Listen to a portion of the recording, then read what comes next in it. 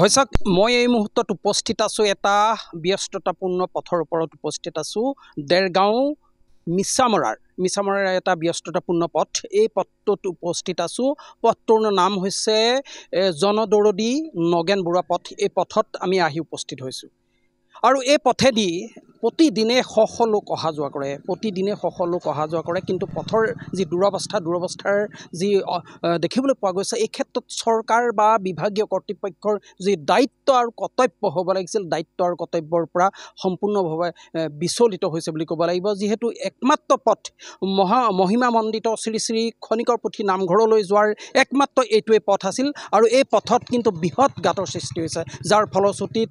যাত্ৰীসকলে দুৰ্ভোগ ভুগিবলগীয়া হৈছে মোৰ সহযোগে প্ৰথমে এটা পৰিৱেশ দেখুৱাই ল'ব এয়া দেখিবলৈ পোৱা গৈছে ND24 দৰ্শকসকলক আমি পোনপটীয়াভাৱে এটা পৰিৱেশ দেখুৱাইছোঁ জনদৰদী নগেন বৰুৱা পথৰ যি দুৰৱস্থা আমি এই পথৰ দুৰৱস্থা আমি দেখুৱাবলৈ লৈছোঁ বৃহৎ গাঁতৰ সৃষ্টি হৈছে একাঠু সদৃশ পানী সৃষ্টি হৈছে এই প্ৰতিদিনে শ শ লোক অহা যোৱা কৰে কিন্তু এই পথত যি দুৰৱস্থা দেখিবলৈ পোৱা গৈছে কিন্তু ইয়াত কোনো ধৰণৰ পথটো মেৰামতিৰ ক্ষেত্ৰত কি ব্যৱস্থা ল'ব লাগিছিল কৰ্তৃপক্ষই ব্যৱস্থা ল'ব লাগিছিল বা চৰকাৰে সদিচ্ছা প্ৰকাশ কৰিব লাগিছিল কিন্তু কোনো ধৰণৰ সদিচ্ছা প্ৰকাশ কৰা দেখিবলৈ পোৱা নগ'ল বিশেষকৈ এই পথেদি শ শ ছাত্ৰ ছাত্ৰী অহা যোৱা কৰে বিদ্যালয়ৰ মহাবিদ্যালয়ৰ ছাত্ৰ ছাত্ৰী অহা যোৱা কৰে ব্যৱসায়ীসকল শিক্ষকসকল কৰ্মচাৰীসকল এই পথেদি অহা যোৱা কৰে তাতোতকৈ গুৰুত্বপূৰ্ণ কথা এইটোৱে যে অসমৰ বিভিন্ন প্ৰান্তৰ পৰা যিসকল ভক্তপ্ৰাণ ৰাইজ মহিমামণ্ডিত খনিকৰ পুথি নামঘৰলৈ আহিব লগা হয় এইটোৱে একমাত্ৰ পথ কিন্তু পথটোৰ দুৰৱস্থা দেখিবলৈ পোৱা গৈছে এনে দুৰৱস্থা দেখিবলৈ পোৱা গৈছে কিন্তু বিভাগীয় কৰ্তৃপক্ষই যি দায়িত্ব ল'ব লাগিছিল কৰ্তব্য যিটো আছিল তেওঁলোকে কিন্তু ব্যৱস্থা গ্ৰহণ কৰা পৰিলক্ষিত নহ'ল ইয়াক লৈ স্থানীয় লোকসকল কিন্তু ক্ষোভিত হৈ পৰা দেখিবলৈ পোৱা গৈছে চৰকাৰক বাৰম্বাৰ অনুৰোধ কৰা হৈছে কিন্তু কোনো ধৰণৰ ব্যৱস্থা গ্ৰহণ কৰা নাই দেউতা যিহেতু পথৰ দুৰৱস্থা দেখিবলৈ পোৱা গৈছে কিন্তু আজিও বৃহৎ গাঁত সৃষ্টি হৈছে মহিমামণ্ডিত খনিকৰ পুথি নামঘৰলৈ যোৱা একমাত্ৰ এইটোৱে পথ কিন্তু পথৰ কিন্তু দুৰৱস্থা কি ক'ব হয় আমি মিডিয়াক ধন্যবাদ জনাইছোঁ এই সম্পৰ্কত পদক্ষেপ লোৱাৰ কাৰণে এই পথটো বৰ পুৰণা পথ আৰু এই পথেদি যথেষ্ট মানে বিদ্যালয়লৈ যোৱা আৰু কলেজলৈ যোৱা আৰু এই নানান চাকৰিয়ালসকলে পিনে শ শ গাড়ী ডেইলি অহা যোৱা কৰে কিন্তু এতিয়া যিটো অৱস্থা ৰাস্তাটোৰ হৈছে ভৱিষ্যতে ইয়াত সম্পূৰ্ণ দুৰ্ঘটনা হোৱাৰ সম্ভাৱনা যেন লাগি থাকে গতিকে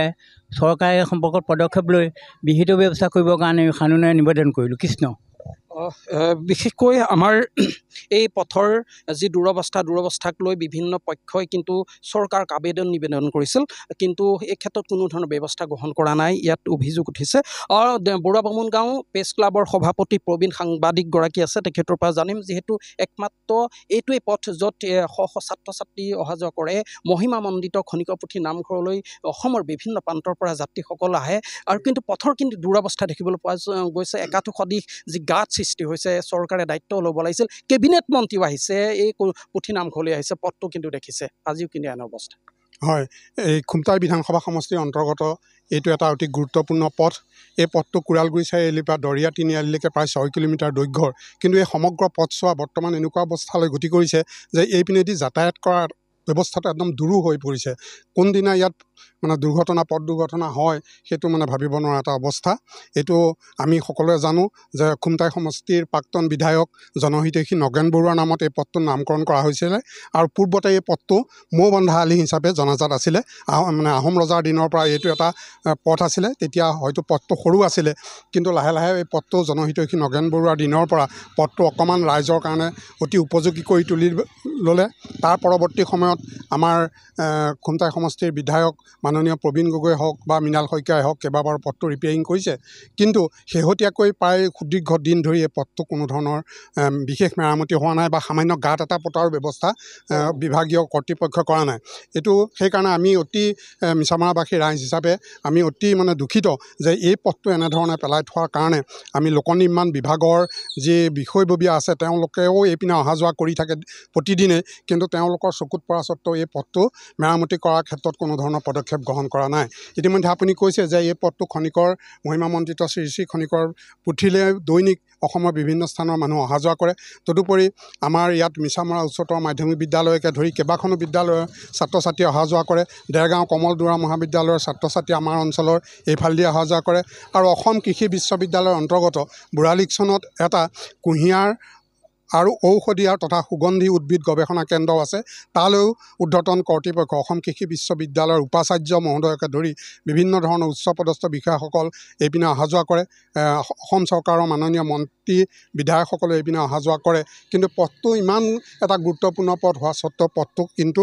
মেৰামতিকৰণৰ ক্ষেত্ৰত কোনো ধৰণৰ পদক্ষেপ আমি দীৰ্ঘদিন লোৱা দেখা নাই। গতিকে আমি আমাৰ মিছামাৰাবাসী ৰাইজে এইটো দীৰ্ঘদিনীয়া দাবী যে এই পথটো সোনকালে বিশেষ ধৰণে মেৰামতি কৰি এইটো যাতায়াতৰ উপযোগী কৰি তোলক। আমি সেইটোৱে চৰকাৰ তথা বিভাগীয় কৰ্তৃপক্ষৰ ওচৰত দাবী জনাইছোঁ।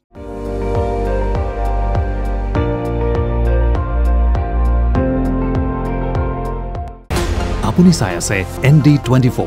সৰ্বশ্ৰেষ্ঠ নহয় সৰ্বোত্তমৰ দৌৰ।